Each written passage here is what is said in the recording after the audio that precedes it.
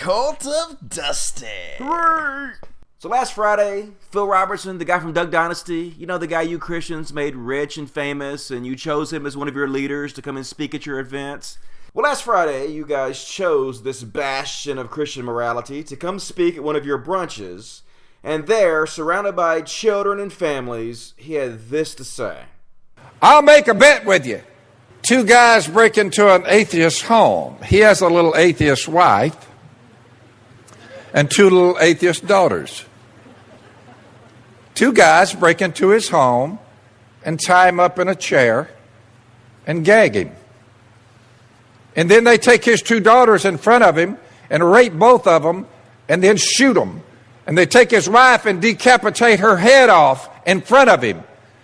And then they can look at him and say, isn't it great to not have to worry about being judged? Isn't it great that there's nothing wrong with this? There's no right or wrong. Now is it, dude?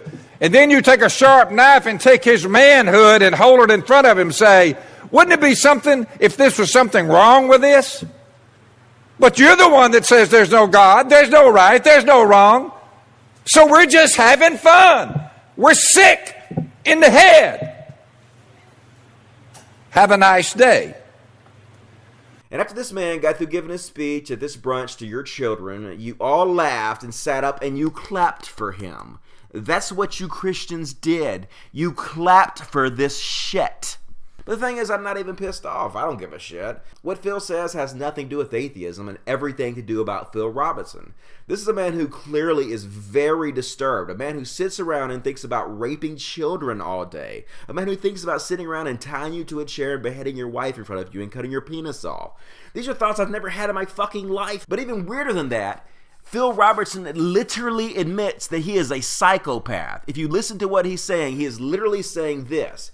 If tomorrow he wakes up and starts believing there is no God, he will rape your children in front of you, he will murder your wife in front of you, and he will cut your dick off. That is literally what he is saying. The only thing stopping him from doing the most vile shit the mind can imagine is his belief in an imaginary friend. And you know, we really should all saw this coming, because one of the first signs to look for psychopaths is the love for hurting and murdering animals. And this guy's made a fortune and become famous over doing exactly that, murdering animals. So to be honest, I'm not that surprised. I mean, really, Christians, really?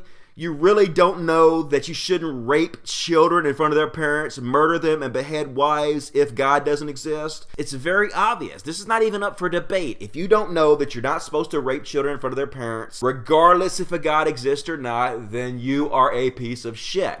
You're pretty much the definition of a piece of shit. I love it when guys like Phil Robertson go out in public and say stuff like this, because all it does is destroy your religion faster. You're actually doing my job for me. Somebody asked me the other day, hey Dusty, why do you mock religion so much? Religion mocks itself. I just narrate.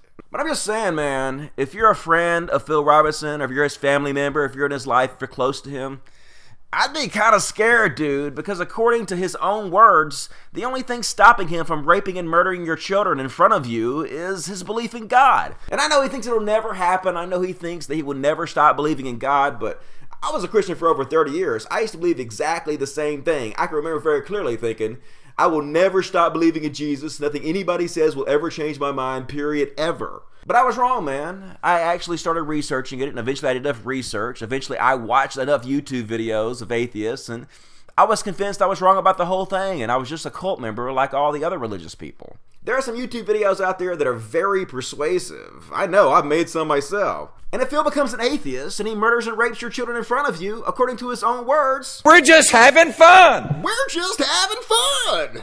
So good luck, Phil Robertson's friends and family. If I were you guys, I would keep him as far away from my videos as you possibly can. Because the last thing you want is this psychopath becoming an atheist.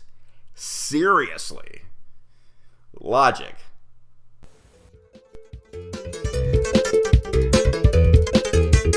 not too late. It's not too late. When it's time to judge my soul,